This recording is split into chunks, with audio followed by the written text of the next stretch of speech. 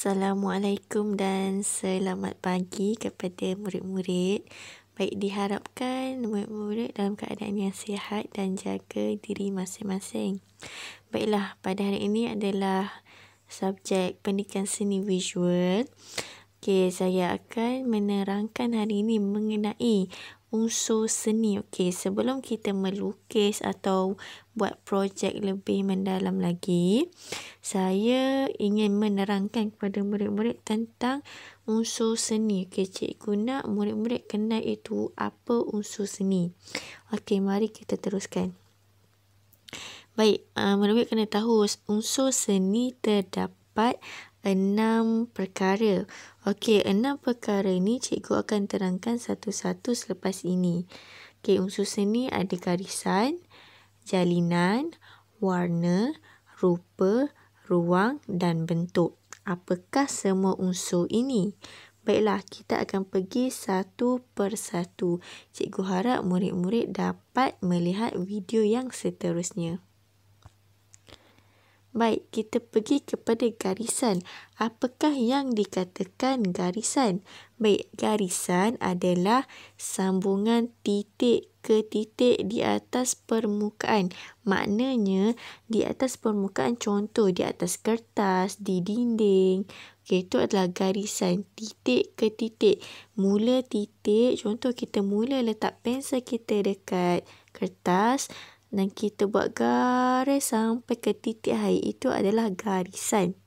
Baik, jika lihat slide yang cikgu tunjukkan, garisan yang bersambung akan menjadi rupa. Okey, contoh kita buat titik ke titik untuk membentuk segi empat. Okey, macam contoh yang cikgu tunjukkan, mula-mula garisan dia buat bulat. Kemudian dia buat garisan bulat lagi, ada muncung dan seterusnya menjadi ayam. Okey, itu dimaknakan garisan. Dengan garisan, ia akan membentuk rupa sesuatu.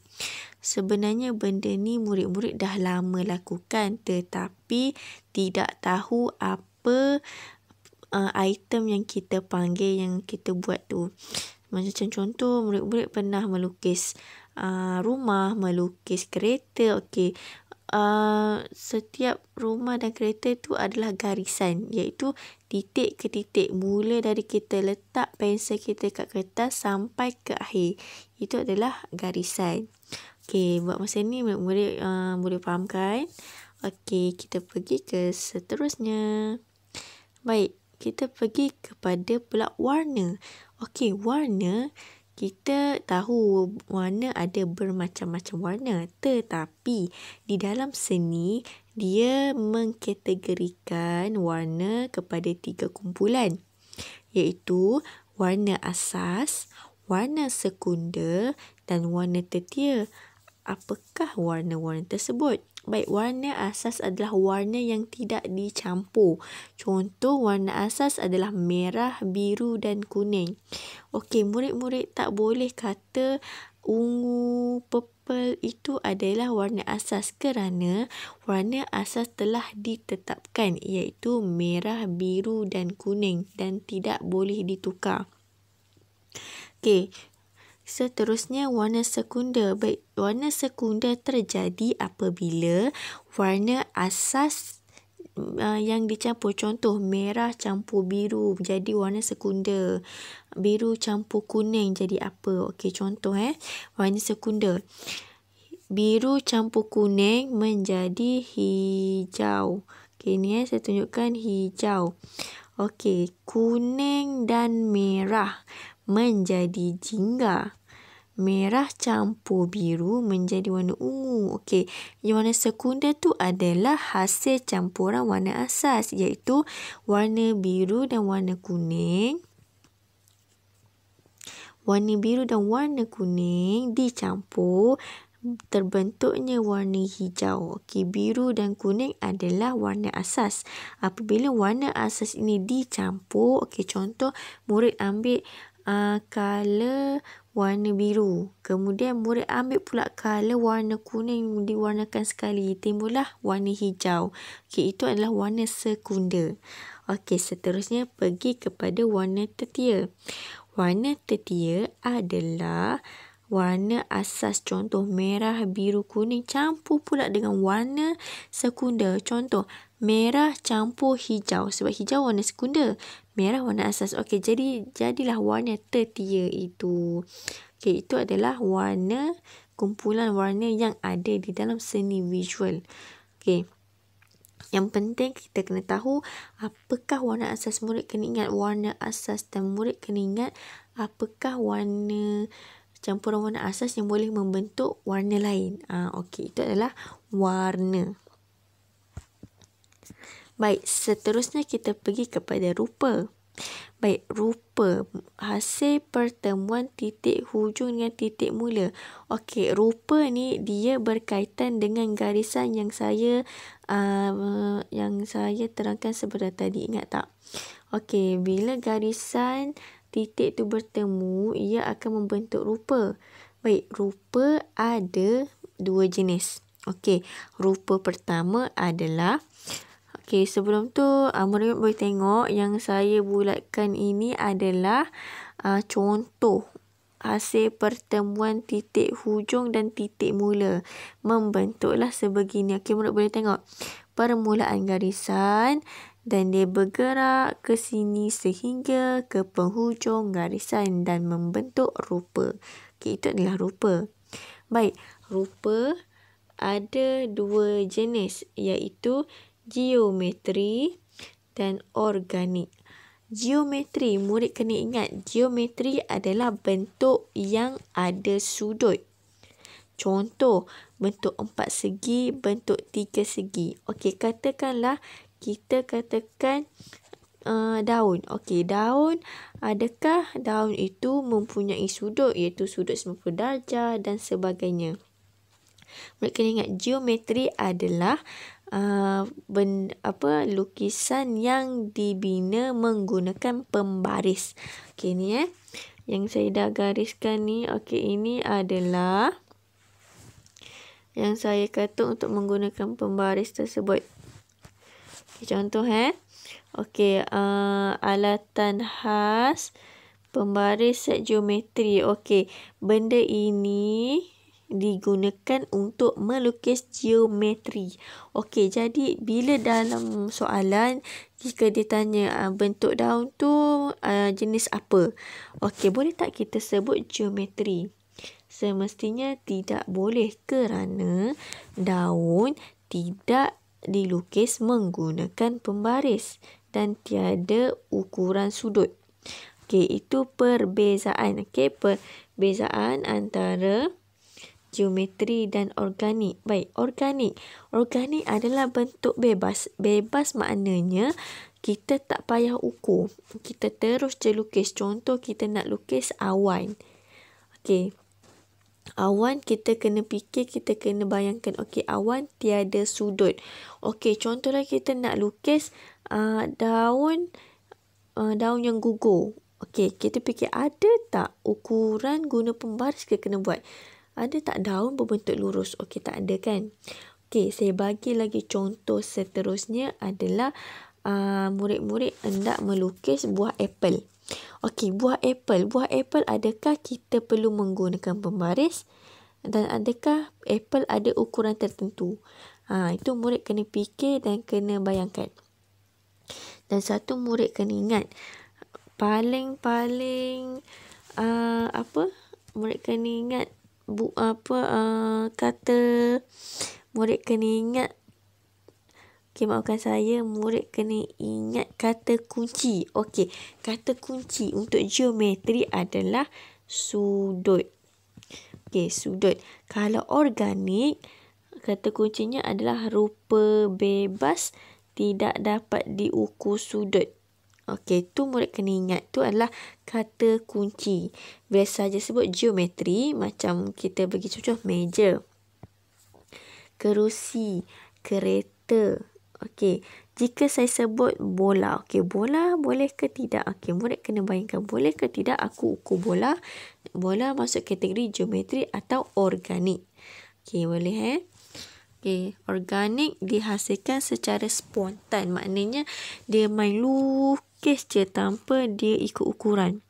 Okey, contoh kalau kita nak buat rumah. Rumah tu bentuk organik ataupun rupa geometri. Itu murid kena fikir.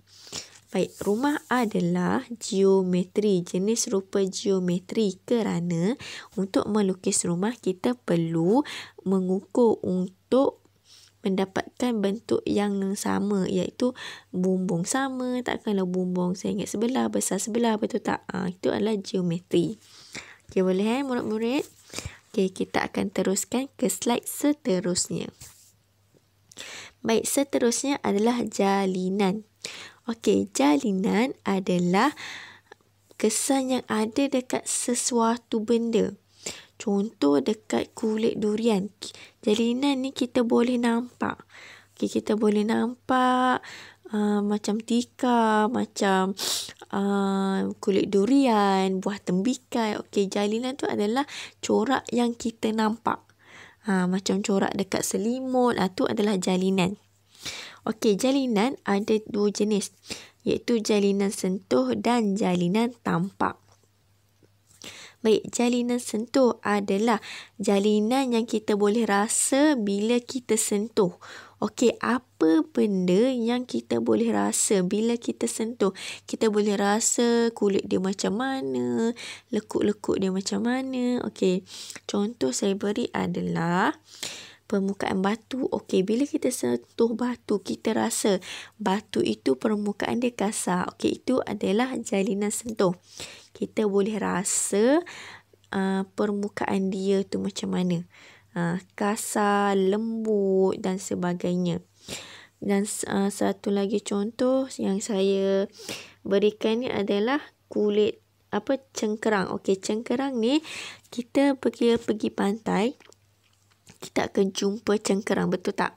Okey, jadinya cengkerang bila kita sentuh, kita akan tahu rasa dia apa, tekstur dia apa. Contohnya kasar dan sebagainya. Itu dinama jalinan sentuh. Kita boleh sentuh dan rasa macam mana corak dia dan sebagainya. Okey, lagi satu adalah tayar. Okey, tayar kereta, tayar motor. Kita boleh rasa bila tangan kita sentuh tayar motor, kita boleh rasa okey, ni kasar ke, lembut ke, lekuk kat mana. Okey, itu adalah jalinan sentuh. Kata kunci dia adalah dapat dirasai. Okey. Seterusnya pergi kepada jalinan tampak. Okey, jalinan tampak, jalinan yang dilihat tapi tak dapat rasa. Okey, dapat lihat tetapi tidak dapat rasa. Contoh kita tengok lukisan. Okey, lukisan kita nampak lukisan apple. Kita boleh nampak tetapi kita tak dapat rasa apple itu kasar atau lembut permukaan dia, kerana apple termasuk dalam jalinan tampak kerana apple dilukis. Katakanlah apple kita bawa keluar. Okey, apple yang sebenar. Tetapi bila kita sentuh apple, kita tidak merasai apa-apa, kita cuma rasa lembut je kerana kulit apple tidak terdapat jalinan. Dia ada cuma corak-corak je. Sama juga dengan jalur pada tembikai. Okey, jalur pada tembikai kita nampak corak dia, tetapi kita rasa, bila kita rasa dengan tangan, rasa licin. Itu adalah jalinan tampak. Kita nampak benda tu tetapi bila sentuh kita tak rasa apa-apa. Kita tak rasa kasar, tak rasa lembut permukaan dia. Itu adalah jalinan tampak. Tampak, nampak. Kalau sentuh kita rasa. Itu adalah kata kunci dia. Boleh InsyaAllah boleh. Jalinan sentuh dan jalinan tampak. Okey, seterusnya kita pergi kepada ruang. Baik, ruang adalah jarak antara 2 objek. Contoh, kita menyusun kasut sukan dan kasut bawa pergi jalan-jalan. Okey, antara kasut sukan dan bawa pergi jalan-jalan ada satu ruang di tengah. Itu adalah maknanya ruang. Ruang kosong tu, macam keliling tu ada kawasan kosong, itu adalah ruang. Okey, contoh kita beli kotak. kotak kosong. Okey, dalam tu kosong tak ada apa, itu adalah ruang. Ruang tu adalah benda yang kosong dalam objek. Dalam suatu objek tak pun jarak antara benda. Contoh dalam kelas. Okey, dalam kelas murid boleh perasan tak meja awak dengan meja rakan awak terdapat satu laluan yang boleh cikgu lalu ataupun awak lalu, betul tak? Okey, itu adalah ruang. Contoh lagi, okey, kita pergi murid-murid pergi kantin. Okey, dekat kantin ada meja, ada kerusi. Okey, jika murid-murid boleh bayangkan antara kerusi dan satu kerusi yang lain ada satu jalan untuk lalu, betul tak, laluan. Okey, itu adalah ruang. Kerana jarak antara dua objek. Okey, itu adalah ruang. Okey, boleh faham tak? Okey, ruang juga ada dua jenis, iaitu ruang nyata dan yang kedua adalah ruang tampak. Okey, ruang nyata. Ruang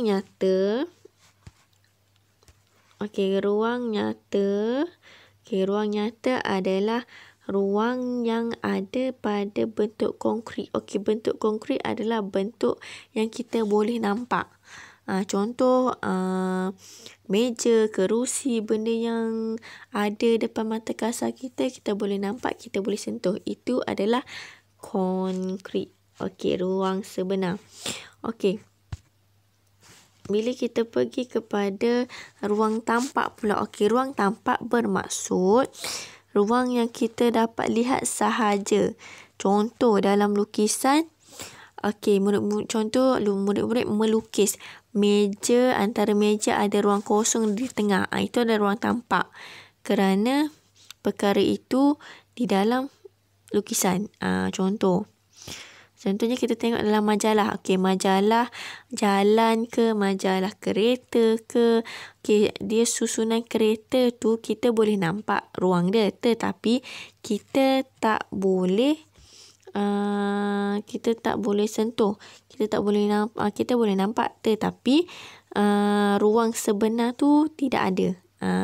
Ruang cuma ada dalam lukisan. Itu adalah ruang tampak. Tetapi jika kita susun meja kerusi dekat luar, itu adalah ruang nyata yang kita boleh nampak depan mata. Okey, kalau kita nampak ruang di dalam lukisan, itu adalah ruang tampak. Okey, boleh faham tak? Ruang tampak adalah ruang yang kita dapat lihat je. Lihat contoh di dalam lukisan. Okey, jika ruang nyata, ruang yang kita boleh nampak depan mata. Okey, kalau ruang tampak adalah di dalam lukisan. Kita tengok dekat ke jauh ke, kita tak boleh tahu. Kalau ruang nyata, kita boleh tahu jarak ni dekat ke jauh. Okey, kita pergi seterusnya. Yang terakhir adalah bentuk. Okey, bentuk adalah benda paling senang. Okey, bentuk, murid kena ingat bentuk ni dia ada berat. Okey, dia ada berat, dia ada isi padu. Contohnya meja, kerusi, kipas, bakul, benda-benda semua tu adalah bentuk. Baik, bentuk dia ada dua jenis. Bentuk pertama adalah bentuk konkret. Okey, bentuk konkret. Okey, ni Okey, bentuk konkret adalah bentuk yang boleh disentuh, dilihat, dirasa. Jadinya bentuk konkret ini adalah bentuk sebenar yang ada di depan mata kita. Contoh katil, kita boleh sentuh, kita boleh lihat dan kita boleh rasa katil itu macam mana. Okey, saya bagi contoh seperti gambar ini. Murid-murid boleh tengok gambar bola dan gambar meja. Baik, bola dan meja adalah objek yang boleh disentuh, dilihat dan dirasai. Okey, kata kunci dia adalah disentuh, dilihat, dirasa. Okey, konkret adalah itu. Konkret, murid kena ingat, konkret adalah benda ada depan mata yang kita boleh rasa, kita boleh lihat dan kita boleh sentuh. Itu adalah bentuk konkret, betul-betul ada di depan mata kita. Okey, seterusnya bentuk ilusi adalah dalam lukisan. Okey, murid kena ingat, ilusi adalah gambar dalam lukisan, bentuk dalam lukisan. Tetapi konkret bentuk sebenar di depan mata kita. Okey, kita boleh tengok benar-benar wujud. Konkrit, murid kena ingat. Okey, bentuk konkrit adalah benda yang wujud depan mata. Wujud depan mata maknanya ada di depan mata kita. Tetapi kalau bentuk ilusi, ia adalah gambaran. Maknanya tidak nyata, kita boleh tengok sekadar di kertas tetapi tidak boleh rasa. Boleh rasa tapi kita rasa di kertas je lah. Kita rasa lembut kertas tu. Tapi bukannya kita boleh rasa tangan yang dia lukis tu lembut ke tidak. Apple atau apple dia lukis tu kasar ke tidak. Tak boleh sebab itu adalah bentuk ilusi. Maafkan saya. Itu adalah bentuk ilusi. Bentuk ilusi adalah di dalam lukisan sahaja. Manakala bentuk konkret adalah wujud di depan mata. Okey, baiklah. Setakat itu sahaja cikgu terangkan tentang unsur seni. Okey, jika murid tidak faham, murid boleh ulang kembali tengok video ini. Okey, kemudian apabila murid dah yakin, boleh memahami, cikgu minta murid untuk pergi ke link yang cikgu akan bagi nanti dekat grup WhatsApp. Okey, dan cikgu akan berikan arahan selanjutnya di dalam grup WhatsApp. Okey, selamat menonton murid-murid. Jaga diri dan selamat melakukan tugasan. Assalamualaikum. Terima kasih.